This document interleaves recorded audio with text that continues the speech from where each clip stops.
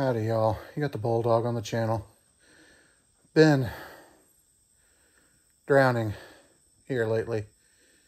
That's about the best word I can describe. Just got a huge amount of things going on. And I spent all day long working up here to get to the point where I can get this truck in and look at what's wrong with it. He said it needed carrier bearing and maybe U-joints. Pretty sure it needed U-joints. Well, yeah, this is one of them out of somebody that had a lot of vehicles down all at the same time. He had that Ford truck that I pulled the frame straight on. Well, straight-ish. But I just rolled in underneath there and looked, and yeah, it's got the carrier bearing out of it. Just take a look. Well, there's the carrier bearing. It's kind of not where it's supposed to be. That means it slid out of the transfer case back there pretty good. That's not a good thing. It's a bad thing. It's a very bad thing. It's ground into the drive shaft a little bit. When you have a carrier bearing that has blown apart, check your U-joints. See this right here? You can see the cup has some distance behind it. Trying to not block my light. There, I can, yeah. Just rust and everything behind it. This U-joint's locked up because it can't, in the U-joint, it will knock out a carrier bearing because it's sitting there vibrating up and down, and it'll just tear it to pieces. Well, they've got all kinds of different ones of these. So that's been the kicker. He hadn't been able to let go of the truck because it's going to take some time to get this. They said, well, which one is it? This one, this one, this one, or this one? You know, they're all, dozens of dollars each. And he doesn't have hundreds of dollars to buy every one of them so that I can put one on and then he can take all the others back. Same with the U-joints. There's multiple different U-joints. So I have to take it all apart, find out what we need, then get everything ordered, and then wait for a couple days while it comes in, then put it all together, then put it back on the road. I hope I have it for the week. He has not called me, so I'm pretty sure I can just pull this all apart, have my dimensions, and get the right parts for him. Okay, I'm going to pull the drive shaft out here, 7/16 right here, 15 millimeter on the top of the carrier bearing to take them nuts off. But people, I've seen other things happen. This looks like a relatively flat surface. It is not. It has like a degree or two of slope to it, and it might roll. So block the wheels so that we don't roll away while I'm underneath of it. And I know the experts say you've got to put this thing, use your parking brake, put your parking brake on. And yes, I understand you're supposed to use the parking brake, and I'll bet you eat your hamburger with a fork and knife too. We're out here in the real world, those things never work, or if they do work, they stick and they won't release. So we're just going to block the wheels. Okay, we got the prop shaft all out. This joint is not seized, but it is loose, so it probably was seized before it knocked all the bearings out of it. This rear joint here is horrendously notchy. The cups do not want to come off. I had weight against it. It still pulled the thing out of the saddle rather than pulling off the cup. But it's very, you can hear it grinding. Front joint feels okay, but we're changing all the others. I might get it. I'm afraid if I don't do it, it'll be out too. And we got it out right now. So I'm gonna knock it apart, get some dimensions off of it. This thing here, it's got a specific width for the bolts. It's got a specific diameter for the shaft. So what you have to do is pull the slip yoke off, you might want to go ahead and mark your rotation. These dog bones have to line up perfectly. So, or you will have a horrendous vibration. Usually they have a blank spline. Sometimes they don't. Sometimes you can put them on wrong. And then sometimes they have a deal that they think is idiot proof and it's only idiot resistant, because an idiot will find a way. So just make a mark so that you know how to go put it back together. Now, I just got back, took my wife out for her birthday, and since I was going that way, I stopped by the other shop and picked up my hammer gun, and taking this thing off here is not too fun without one of them. So I got some of my attachments, and we're going to start buzzing on it. See if I can knock this thing off. I'll take the U-joints and everything all apart. That way, instead of taking it all apart tomorrow night and ordering it the next day, I can order it tomorrow and have it a day earlier. See, if you do a little bit more work, just a little bit more work, you might shave a day off your waiting time. That's why sometimes I don't stop until tomorrow. They say it'll make an old man out of you.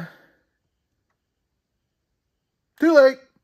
Okay, I had to give up on the 1/4-inch hose that we got a reel of right there and break out the 3/8 hose from over here. Get a little bit more air pressure and air volume. Now I'm cut through that cage that they put around it, and I've gotten down to the bearing itself. You've got to get down to this, or this thing just not ever going to move. Hopefully, I can get enough vibration down in here and get this thing moving and just walk it right on off. What I need is this bearing for the diameter of the bearing inside here, the inside diameter of the bearing, which is the outside diameter of the shaft, and that will tell me, along with our 2-bolt cage, which carrier bearing we're going to need. Sometimes this is a step and it steps up to the bearing. I don't know which one this is. I'm just going to knock this off, take this with me, and take the cage with me so I can know which one it is. And then I'll take apart the U-joints and have them with me too. Okay, what I did was I just took the hammer there and just started working it. One side, then the other, then the other, then the other, then the other, then the other, then the other. It gets repetitive, but you get the point. Worked on it until I could see daylight. Well, until I could see the light up underneath here, that there was a crack forming right here. And I got lucky, and this whole bearing came off in one piece. Usually, what you ended up having to do is split the outer race and get to the inner race so that you can, you know, really get the power to this thing and push it off. But I got lucky. This thing started to move. Once it started to move, I knew it was going to go, so I just kept working with it, popped it off. It's flat here, so I just need this inner race of the bearing, and we'll take that in the 2-post and get our dimensions off of it when I get to work. I'm going to go ahead and chuck the shaft in the vise here and go ahead and pull the rear yokes or rear U-joints off, and I'll compare them to that one there and see if they're the same ones. I'll go ahead and see if I can get the front one. If I don't get the front one tomorrow and I can get the other parts tomorrow, I'll just put it all back together and put it in. But if I can get that third one, I might go ahead and do it.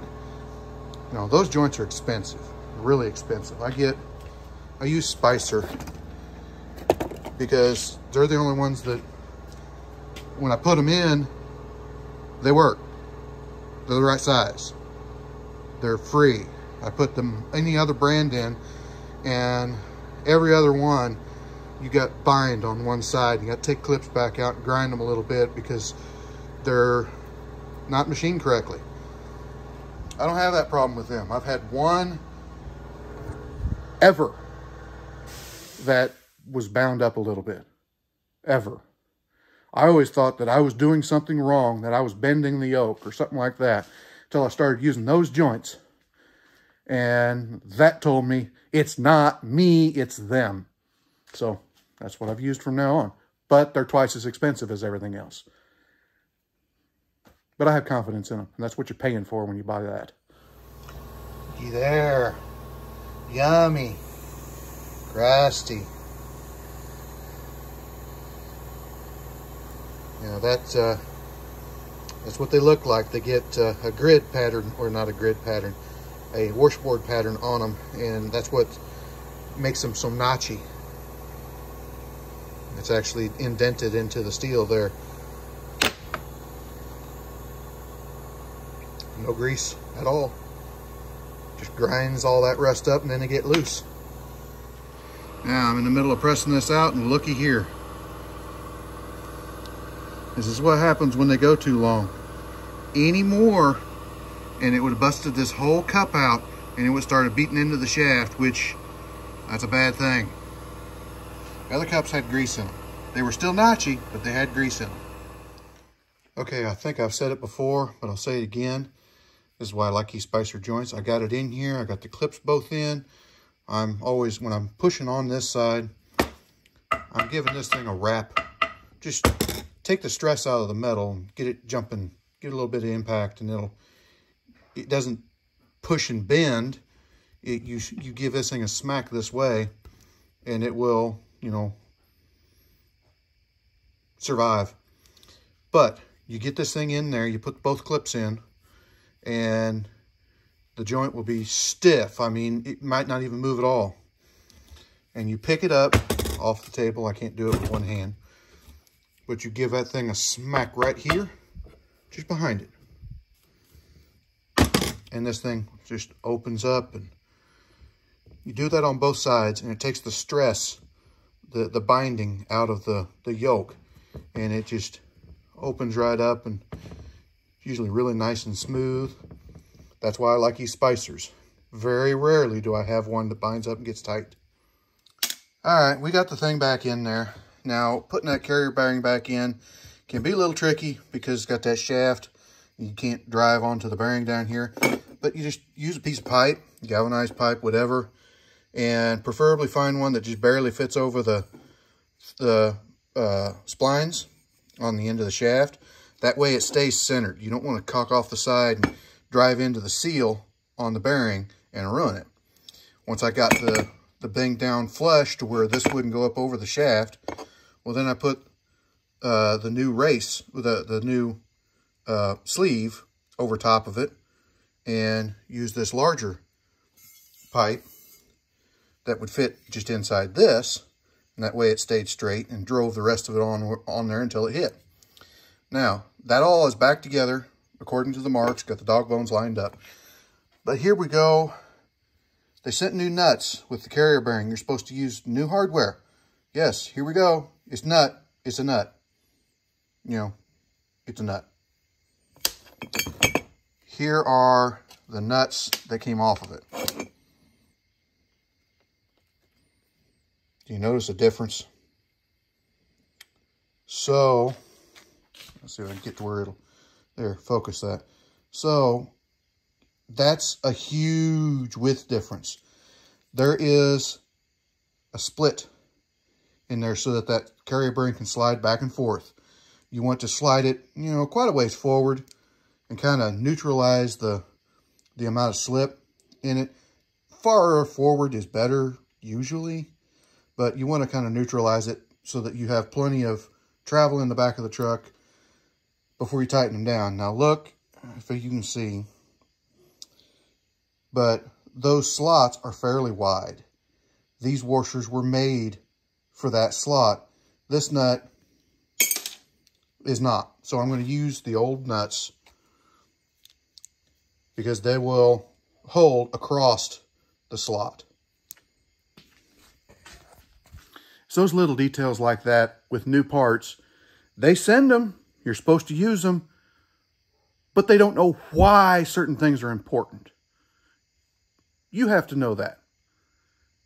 I can explain all day long, and there's some stuff I'm going to miss. If you haven't done something before, I'm sorry, but you're going to screw some stuff up. I don't know what you don't know. I try to explain some certain thing like that. You know, I've had a lot of people, well, it come with new parts, so I use the new parts. You don't want to use the new parts. Why not? Because they don't fit. Well, why would they send them if they didn't fit? Because they don't know.